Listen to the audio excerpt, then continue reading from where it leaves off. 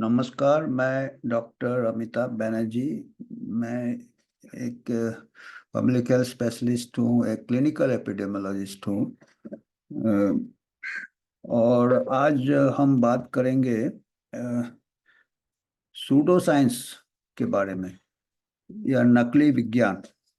एक काफ़ी एक्टिव रहते हैं एक यूट्यूब में, जो कि जिनको लिवर डॉग के नाम से जाने जाते हैं, और काफ़ी जोश वाले हैं और काफ़ी अच्छी बातें भी करते हैं। और उनका एक फेवरेट शायद ये है कि नकली विज्ञान, सूडो साइंस। वो बहुत ही एक्सपर्ट है अपने सब्जेक्ट में, लिवर डॉग है, हेपेटोलॉजिस्ट है, और मॉडर्न मेडिसिन के बहुत ही अच्छे ज्ञानी है। और वो बाकी सब चीज़ को सूडो साइंस कहते हैं। बाकी जो भी है, आपका आयुर्वेदा है, होम्योपैथी वगैरह जो भी है, और भी, तो उसको वो सूडो साइंस कहते हैं। तो मैं सोचा कि यार, ये सूडो साइंस क्या खाली अल्टरनेटिव मेडिसिन में ही होते हैं यार? उसका उसको किस चीज़ को आप सूडो साइंस कहोगे? हर चीज़ का एक डेफिनेशन होना चाहिए, एक पॉइंट ऑफ रेफरेंस होना चाहिए, कि पहले हमको समझना चाहिए कि साइंस किस चीज़ को कहते हैं। और साइंस, सूडो साइंस मतलब नकली साइंस, जैसे सोना असली और सोना नकली। जिसमें मिलावट हो जाए वो नकली हो जाएगा, वो सूडो हो जाएगा। जिसमें मिलावट, प्योर ये मिलता है क्या सोना हमको? या प्योर साइंस मिलेगा हमेशा? मॉडर्न साइंस बिल्कुल प्योर होता है क्या? ये सवाल भी उठ जाता है कि मॉडर्न साइंस भी सूडो साइंस नहीं हो सकता है क्या? ये सब कुछ विचार आ रहे थे। मैं सोच रहा था कि तो मेरा एक ऐसा मैं नतीजे में पहुंचा है कि आप, पहले पहले मैं सोचा कि साइंस किसको हम कहेंगे, कि ऐसे विज्ञान आगे कैसे बढ़ा। तो मैं पहले भी कई बार कहा था कि मैं रिसर्च के क्लासेस लेता हूँ, रिसर्च मेथोडोलॉजी पढ़ाता हूँ। पर रिसर्च, हम साइंस को रिसर्च, साइंस हम जहाँ तक मेडिकल एप्लीकेशंस है, हम साइंस को रिसर्च साइंस दोनों हमारे लिए बराबर ही है। साइंस मतलब एक जिसके based on facts, based on evidence. तो साइंस कैसे चालू, साइंटिस्ट कैसे बनते हैं? तो मैं लोगों को कहता हूँ, अब पूछता हूँ, कोई जवाब कम ही दे पाते हैं, क्योंकि उनके दिमाग में कुछ ऐसा है कि साइंस किताबों में ही मिलेगा। किताबों में तो सेकेंड हैंड साइंस मिलता है, बाकी लोगों ने किया वो मिलता है। और जो लोग जितना पढ़ते हैं वो सब सेकेंड हैंड करते हैं, और उसको वो समझते हैं कि बस ये साइंस है। असली साइंस क्या है? असली रिसर्चर वो है जो कि अच्छे से ऑब्जर्व करता है, ऑब्जर्व, देखता है। खाली दो ही चीज़ों की जरूरत होती है एक साइंटिस्ट के लिए। ज्ञान की जरूरत नहीं है, ज्ञानी आदमी साइंटिस्ट बन नहीं सकता। मैं बताता हूँ, बाद में बताऊंगा। Knowledge is the barrier to science. तो साइंस में खाली आपको ऑब्जर्वेशन, देखने की शक्ति होनी चाहिए चारों तरफ, जो कि अनकंटेमिनेटेड ऑब्जर्वेशन, विदाउट एनी आइडिया पहले से। अगर आपके पास बहुत नॉलेज हो तो वो वही चीज़ देखेगा जो उसको मालूम है। वो सेलेक्टिव ऑब्जर्वेशन होगा। जो बिल्कुल अज्ञान होगा वो ऐसे देखेगा। और दूसरा होता है, उसको थोड़ा आप मेजर कर लो, काउंट कर लो, मेजरमेंट, या उसको क्वांटिफाई कर सकते। ये दो चीज़ है साइंस। हम जो साइंस प्रैक्टिस करते हैं, एम्पेरिकल साइंस, जो कि मेडिकल में, जिसको कि एविडेंस बेस्ड मेडिसिन कहते हैं, आप नाम दे दिया नया। तो ऑब्जर्वेशन तो, हर बच्चा पैदा होता है साइंटिस्ट। क्योंकि जब बच्चा पैदा होता है उसको बिल्कुल ब्लैंक रहता है, उसका माइंड कुछ नहीं मालूम। आप देखोगे छोटा बच्चा चारों तरफ देखता है, ऑब्जर्व करता है। पहला कदम है साइंस का, ऑब्जर्व करता है। कि थोड़ा बड़ा होता है, थोड़ा लेटा लेटा देखता है कि उसकी माता जी आती है, बटन दबाती है, स्विच में लाइट जल जाता है। एक बार ऑब्जर्व करता है, फिर दूसरे बार फिर देखता है, तीसरे बार, चौथे बार काउंट कर रहा है कि जितने बार ये ऑब्जर्वेशन एंड काउंटिंग। तो उसके दिमाग में एक एक हाइपोथेसिस कह लो आप, जो आजकल साइंटिस्ट लोग ने उसका नाम दे दिया है।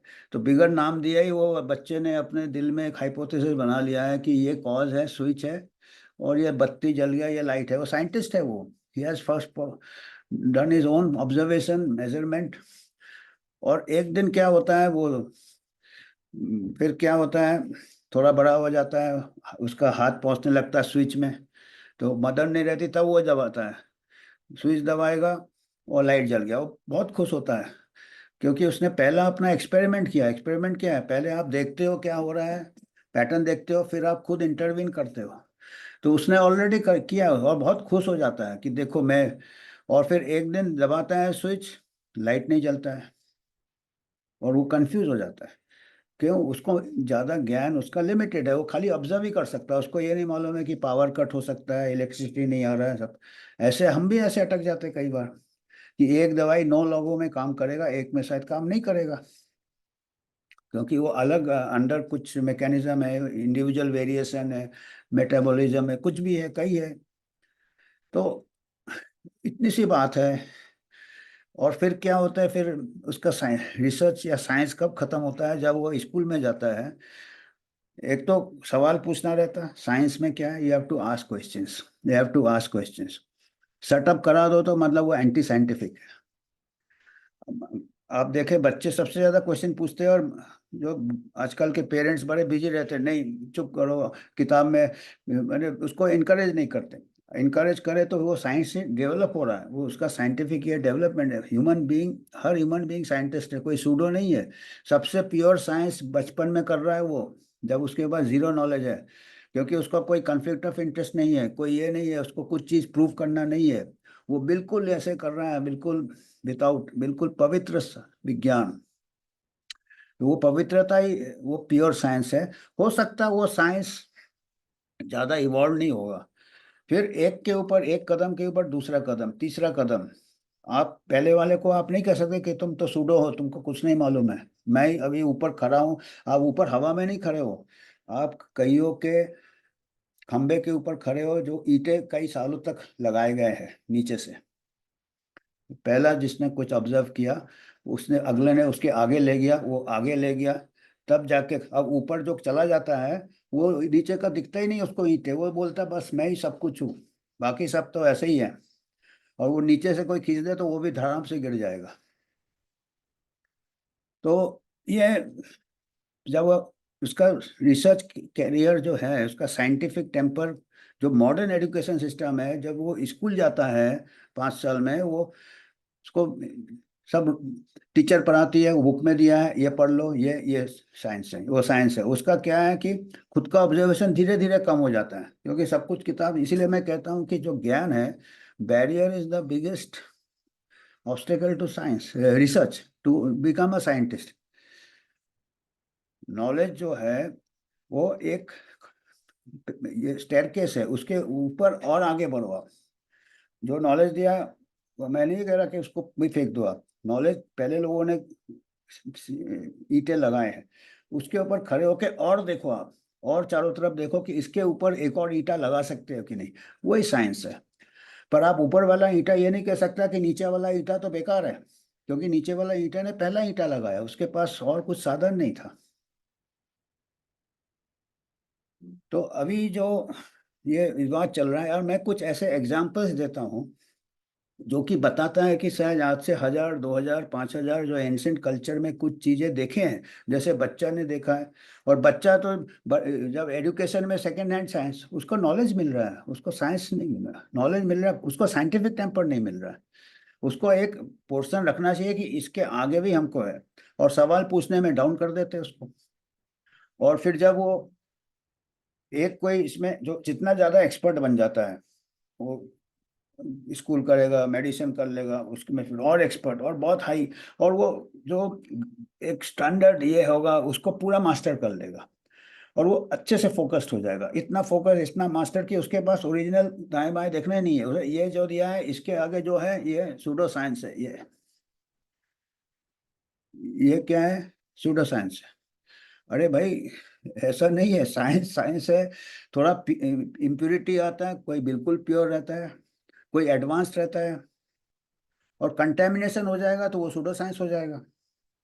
मॉडर्न मेडिसिन आज के तारीख में जितने भी रिसर्च पेपर्स है, स्टैनफोर्ड के जॉन योनेट्स ने आज से 20 साल पहले लिखा है, उन्होंने शोध किया है कि 50% research papers cannot be trusted, क्योंकि उसके जो फाइंडिंग्स है उसको आप ट्रस्ट नहीं कर सकते। तो आप उसको सूडो साइंस नहीं कहोगे क्या? क्या अगर वो मॉडर्न मेडिसिन के जर्नल में वो सूडो साइंस नहीं है क्या वो? मैं ये नहीं कह रहा कि ये, क्योंकि इम्परफेक्ट रहता, साइंस हमेशा परफेक्ट नहीं रहता है। उन्होंने ये भी कहा है कि जरूरी नहीं है कि अगर उसको ट्रस्ट नहीं कर सकते ऑथर्स ने बेईमानी की है, नहीं। क्योंकि हमारे ऑब्जर्वेशंस कई बार लिमिट, जैसे बच्चे को मालूम नहीं इलेक्ट्रिक करंट आ रहा है, कई चीज एजम्पशंस हो जाते हैं, कई गलत एजम्पशंस हो जाते हैं। अभी आपने कुछ ग्रुप को टीका दिया, कुछ ग्रुप को टीका नहीं दिया, पता चला जिन्होंने टीका लिया वो बीमार नहीं हुए, उनको इन्फेक्शन हो सकता है। तीसरा फैक्टर है कि जो लोग टीके ले रहे हैं अमीर आदमी है, वो अच्छे घरों में रहते हैं, अच्छा खाना खाते हैं, जो टीका नहीं लिया वो गरीब है। तो ये तीसरा फैक्टर से आपको फॉल्स एसोसिएशन मिल जाएगा। आप अपनी तरफ से आपका ऑब्जर्वेशन ठीक है, आप ऑनेस्ट साइंस कर रहे हो, पर वो सूडो साइंस हो गया, क्योंकि वो दूसरा एक फैक्टर आ गया जिसको आपने लिया नहीं। हम एक कंटेमिनेट हो गया आपका सोना।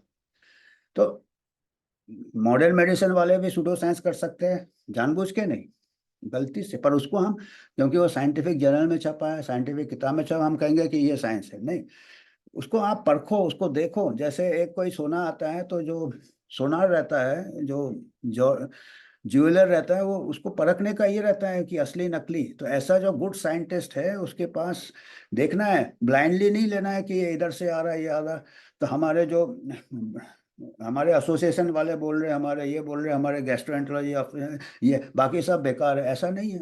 उसमें भी कई सोने खोटे होते हैं, और अभी तो बहुत ज्यादा हो रहा है। अभी तो ऐसे, आज से फिर से 20 साल पहले की बात कर रहा हूँ, अभी तो और पतन हो गया है।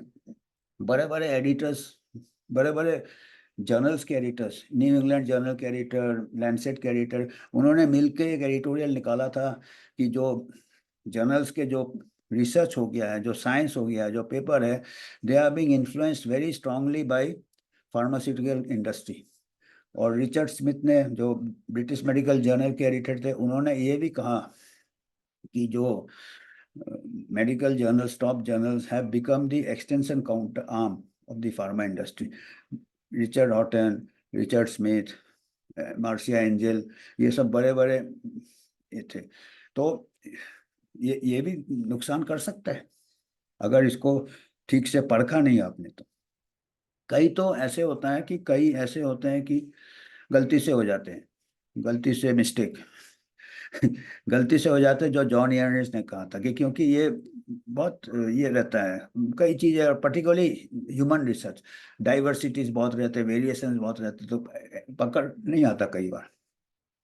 दूसरा होता है जो जानबूझ के एक्ट्स ऑफ कमीशन, जिसमें अभी कन्फ्लिक्ट्स ऑफ इंटरेस्ट आ जाते हैं, ग्रांट्स आ जाते हैं, ये आ जाते हैं। आजकल जितना रिसर्च हो रहा है, मेजोरिटी 80-90% है इन्फ्लुएंस बाय फार्मा इंडस्ट्री। तो उसको आप प्योर साइंस कहोगे क्या? ये मैं लिवर डॉग जैसे लोग से पूछना चाहता हूँ, क्योंकि ये है, दीज आर फैक्ट्स, मैं जो बता रहा हूँ वेरीफाइबल फैक्ट्स है, ये बड़े बड़े अथॉरिटीज ने लिखा है, कंसर्न ये किया है। तो कोई भी साइंस सूडो नहीं होता है। ये होता है कि प्रिमिटिव साइंस कह सकते हो, वो एडवांस हो सकता है अगर मौका दिया जाए। और मैं ये भी कह दूँ, जो अल्टरनेटिव मेडिसिन वाले जो आयुर्वेदा प्रैक्टिशनर्स है, या जो भी है होम्योपैथी प्रैक्टिशनर्स है, या जो भी है पुराने, मेरे को तो इतना ज्ञान नहीं है चाइनीज में, उनको भी, वो भी सूडो साइंस करते हैं, क्योंकि वो आगे नहीं बढ़ते हैं। उनका किताबें 2000 साल पहले बहुत आगे था दुनिया से। सुसूत्रा चला, वो 2000, वो बहुत ही आगे थे, हम कहेंगे उसके लेवल का शायद ही अभी शायद कोई हो, पर वो 2000 साल पहले थे। आप उसको लेके बोलोगे कि यही साइंस है, इसके आगे नहीं है, तो वो फिर वो सूडो साइंस हो जाएगा। तो सूडो साइंस मॉडर्न मेडिसिन वाले भी कर सकते हैं, सूडो साइंस अल्टरनेटिव मेडिसिन वाले भी कर सकते हैं, सूडो साइंस होम्योपैथी वाले भी कर सकते हैं। होम्योपैथी को मैंने बहुत स्टडी किया, मेरे पिताजी होम्योपैथी थे। हैनेमन ने ये किया था, एक ऐसे टाइम में किया था जबकि जो जिसको मॉडर्न या एलोपैथिक ट्रीटमेंट कह लो, वो बहुत ही क्रूड था। वो उसमें काफ़ी कॉम्प्लिकेशंस हो जाते थे, क्योंकि इतना डेवलप नहीं था। उसमें ब्लीडिंग करते थे, उसमें ये करते थे, उसमें रिफाइनिंग करते थे, उसमें ऐसे ड्रास्टिक ये करते थे, और सर्वाइवल रेट बहुत पुअर था ट्रीटमेंट का। वो एक टाइम था। उस टाइम हैनेमन ने कुछ ऐसे, उसने कुछ ऑब्जर्वेशन किए, हो जरूरी नहीं है उसका ऑब्जर्वेशन बिल्कुल 100% राइट हो, और वो डाइल्यूशन इतना किया कि हो सकता है उसमें कुछ एक्टिव इंग्रेडिएंट हो ही नहीं। और तीसरा चीज है, हो सकता है कि एक कुछ नहीं करने से ज़्यादा लोग बच रहे थे, और गलत ट्रीटमेंट से, अगर ट्रीटमेंट गलत हो तो ट्रीटमेंट नहीं दो, ट्रीटमेंट नहीं दो तो लगेगा कि आपका ट्रीटमेंट इफेक्टिव है, क्योंकि कंपैरिजन में बाकी लोग का ज़्यादा कम सर्वाइवल था। जो होम्योपैथी ट्रीटमेंट ले रहे थे या ब्रैकेट में शायद उसका बहुत ही डाइल्यूटेड था, आज तक उसका विवाद चल रहा है, कई स्टडीज हुआ है, तो एग्जैक्टली एस्टेब्लिश नहीं हुआ है, पर उन जमाने में वो ज़्यादा उसका सर्वाइवल रेट था। तो वो उसका ऑब्जर्वेशन था। ऑब्जर्वेशन गलत भी हो सकता है, पर वो सच्चाई से किया होगा, उसने सच्चाई से था, क्योंकि उस टाइम डेटा बता रहा था, क्योंकि जो कंपैरेटिव ग्रुप था वो बिल्कुल ही ये था, उसको ज़्यादा हानि हो रहा था। तो पर वो उसको फिर ऐसे में क्या है कि ऐसे में लोग डिफेंसिव में चले जाते हैं, गलत चीज को भी बचा के रखते हैं, क्योंकि आप उनको ह्यूमिलेट कर रहे हो, आप उनको ये कर रहे हो। और होम्योपैथी का क्या है कि उसके अच्छे गुण भी देखने चाहिए। जो होम्योपैथी डॉक्टर्स है वो हिस्ट्री टेकिंग बहुत अच्छा होता है, उनका पेशेंट का ये बहुत अच्छा होता है, एक एक चीज। और कई जो है 80% इलनेस इसी से कम हो जाता है, साइको से माइंड और ब्रेन और बॉडी बहुत इफेक्ट होता है। और अभी उनको इतना एफर्ट करते हैं उन लोग होम्योपैथी वाले, आयुर्वेद खाली फार्माकोलॉजी अलग होता है। तो एक बहुत ही रैशनल ये था कि उनको अगर कोई कोर्स करा के मॉडर्न फार्माकोपिया भी अगर कर दे, तो वो हमारे एक ऐसे ही रिमोट एरिया में डॉक्टर नहीं जाते। इसमें हमारे को डॉक्टर्स की कमी है, सब डॉक्टर स्पेशलाइज करते हैं, जो जनरल प्रैक्टिस की कमी है। This homeopathy with little training, Ayurveda with little training, ऐसे एज इट इज दे उनको यूज करते हो आप कॉर्पोरेट अस्पताल में एज कैजुअलिटी मेडिकल ऑफिसर, इसको एक्सप्लॉइट कर रहे हो। तो अगर इनको इंडिपेंडेंट ये दे दिया जाए कि they can prescribe common medicine जो डेली यूज में होते हैं, 80% बीमारियां 90% लोगों को कॉस्टली ट्रीटमेंट के लिए जा पड़े उनके, मैं दावे के साथ कह सकता हूँ, मैं तकरीबन 40 साल से मैं टीचिंग में हूँ। जो क्लिनिकल स्किल एक होम्योपैथ और एक आयुर्वेद का रहता है, मॉडर्न एमबीबीएस डॉक्टर से ज़्यादा अच्छा रहता है, कि वो ज़्यादा पेशेंट के टाइम पास वो टाइम बिताते हैं। और एमबीबीएस वाले कोचिंग क्लास में टाइम निकालते हैं, कि उनको एमबीबीएस करके एमडी करना, एमडी करके सुपर स्पेशलिटी करना, जाके कुछ किडनी डॉक्टर या लीवर डॉक्टर बनना है। तो वो पेशेंट कंटेक्ट कम है, और एक कोई इसमें फोकस हो जाते हैं, बाकी चीज़ उनके लिए सूडो है। तो कोई चीज़ सूडो नहीं है। सूडो सब चीज़ भी हो सकता है और कोई चीज़ भी नहीं हो सकता। अगर आप उसको देखना बंद कर दिया, आप उसको ऑब्जर्व करना नहीं बंद कर दिया, आप उसको अपडेट करना बंद दिया, तो वो सूडो साइंस हो जाएगा।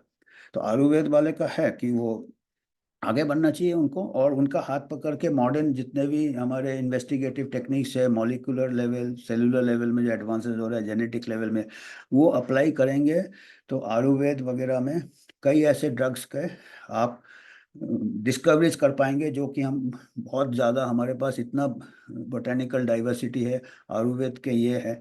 आप अभी हम चाइना से अगर एग्जांपल दें, चाइना का अभी जो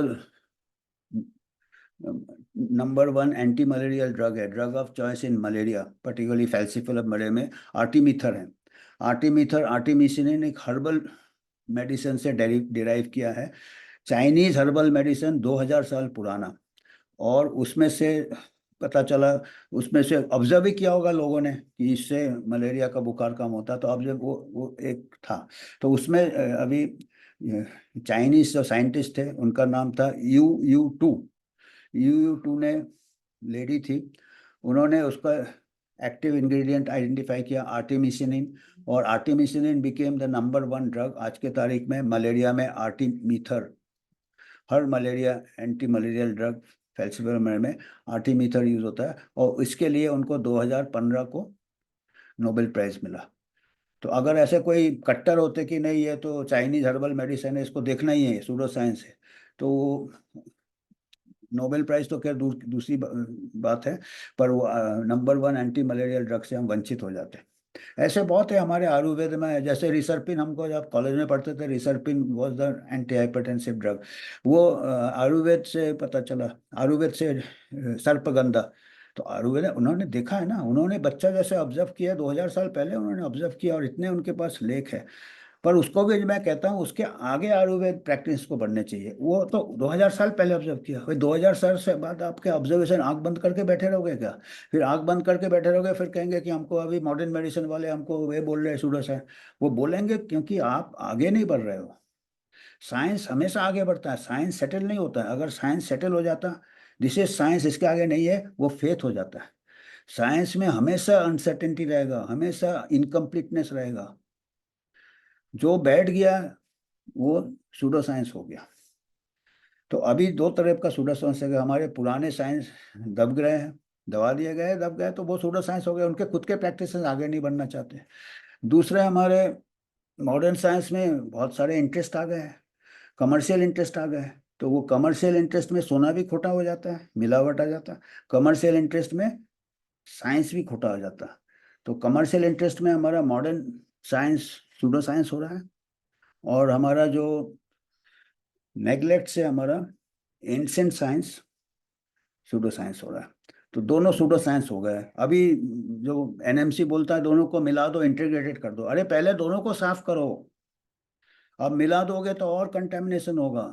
अरे उसको भी साफ करो, उसको भी आगे बढ़ाओ, इसको भी साफ करो, तब जाके। और तब इंटीग्रेशन की जरूरत ही नहीं है, क्योंकि साइंटिफिक प्रिंसिपल सेम होते हैं। कोई ऐसा मेडिसिन अल्टरनेटिव में, मेडिसिन मेडिसिन होता है, फिजिक्स फिजिक्स होता है, केमिस्ट्री केमिस्ट्री होता है। ऐसा नहीं होता कि केमिस्ट्री है, ये अल्टरनेटिव केमिस्ट्री है, ये फिजिक्स है। जो साइंटिफिक प्रिंसिपल्स यूनिवर्सल होते हैं, अगर वो यूनिवर्सल नहीं है तो वो साइंस नहीं है। और मैंने बोला एक कदम से दूसरे कदम में, जैसे हर्बल, अभी वो मॉडर्न इसमें आ गया आर्टिमीटर। तो वो पहला कदम तो वो 2000 साल पहले चाइनीज ने देखा था, ये आर्टिमिसिनिन, आर्टिमिसिया जो उनका हर्ब था, वो उससे देखा था वो। और अभी वो टॉप में चला गया पिलर में, क्योंकि पर कदम तो उसका 2000 साल पहले पहला कदम ईटा लेगा। ऐसे दूसरा एंटी मलेरिया है क्विनिन। क्विनिन तो एक ट्राइबल्स होते थे साउथ अमेरिका में कहीं, वो एक कोई ट्राइबल को बुखार ऐसे कांप रहा था, उस टाइम तो मालूम ही नहीं था, और एक कहीं झरने का पानी पी लिया उसने, और वो ठीक हो गया। तो सब वो पानी पीने लगे, बाद में पता चला वो चिंचोना ट्री था, चिंचोना बार्क, उससे वो झरने के बाजू में था, वो पानी उससे थ्रू आ रहा था, उसका कंपाउंड पानी में डिजोल्व हो रहा था। तो लोगों ने उस टाइम तो कोई जर्नल नहीं था, कोई ऑब्जर्वेशन था, लोगों का ऑब्जर्वेशन था, फिर उन्होंने उसका पानी पीने लगे तो बुखार ठीक होने लगा। तो ऐसे उससे बाद में फिर साइंटिस्ट ने लिखा इसमें क्विनिन है। Quinine is also number top anti malaria drug में आता है। काफी सालों तक क्विनिन ने काम किया है, यानी हम ये आर्टिमीथर आने के पहले फैल्सिफेरम मलेरिया में क्विनिन ड्रग ऑफ चॉइस बन गया था। तो वो तो हम वो रखा था ना किसी एक, वो जो ट्राइबल होगा वो तो उसको कोई ज्ञान भी नहीं होगा, पर वो साइंटिस्ट था क्योंकि ऑब्जर्व किया। बाकी ट्राइबल्स थे पानी ये जैसे बच्चा, ये यही साइंस है, ऐसे ही जाता है, पहला कदम तो था ना। तो अगर आप कोई भी टॉप मोस्ट साइंटिस्ट हो जाए और वो बाकी सबको अगर सूडो साइंस कहे, तो वो जिस खंबे में खड़ा है उसकी नींव को वो तोड़ तोड़ रहा है। और वो फिर आपस में लड़ाई हो जाता है, आपस में साथ के प्रोग्रेस नहीं होता, एक के ऊपर एक चलते रहना चाहिए। और मेरा खुद का भी तजुर्बा है, मैं मलेरिया में काफ़ी काम किया, ट्राइबल एरिया में काम किया। वहाँ पे हमारा एक ये था जो लेबर था, अनपढ़ था एक, उसका नाम दयाराम है, अभी मेरे को याद है दयाराम। आज से मैं 25 साल पहले की बात कर रहा हूँ। और अलग अलग हमारे वो होते हैं, मच्छर होते हैं अलग अलग टाइप के, और एक अलग अलग स्पीसीज के होते हैं, पुलिस फिशेज होते हैं, फ्लूवेटिलिस होते हैं, जंगलों में फ्लूवेटिलिस होते हैं।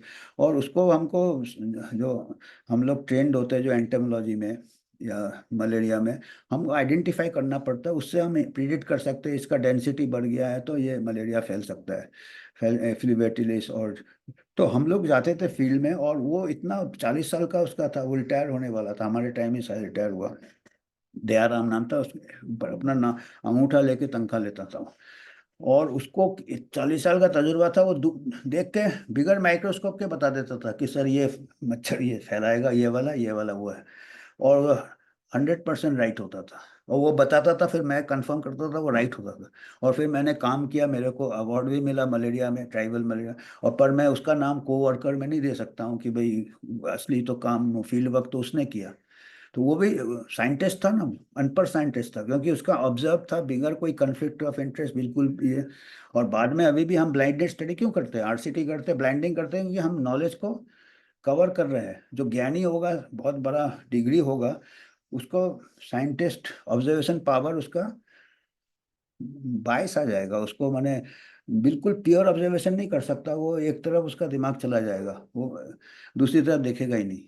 तो इसीलिए हम कहते हैं कि देखिए कोई भी है, चाहे सूडो है, ये है, चाहे मॉडर्न हो, एक प्रकार से ह्यूमिलिटी होना चाहिए कि भाई साइंस इतना आगे कभी खत्म नहीं हुआ, आगे जाता रहेगा। इसका ये हम फुल स्टॉप नहीं लगा सकते कि ये फुल स्टॉप है, बाकी जितने स्टॉप्स है वो सब नल स्टॉप है। पुणे में नल स्टॉप है या वो सूडो साइंस है, ऐसा नहीं है। वो अगर है ठीक है, सूडो साइंस में भी आप कुछ मीनिंग निकल जाता, कई बार गलती होती है, उसमें भी कोई क्रिएटिव माइंड उसमें भी कई बार निकाल लेता है। तो साइंटिस्ट का माइंड हमेशा ओपन रहना चाहिए, साइंटिस्ट का माइंड क्लोज नहीं होना चाहिए। और everybody is a scientist, all human being, जरूरी नहीं आपके पास साइंस डिग्री है, मेडिकल डिग्री, आप भी साइंटिस्ट हो। एक आम आदमी, मैंने बोला ना अनपढ़ आदमी दयाराम, उसने मेरे को वो भी साइंटिस्ट मैं कहूँगा, उसके फील्ड वर्क से मेरे को प्राइज मिल गया, जो कि वो अनपढ़ आदमी था।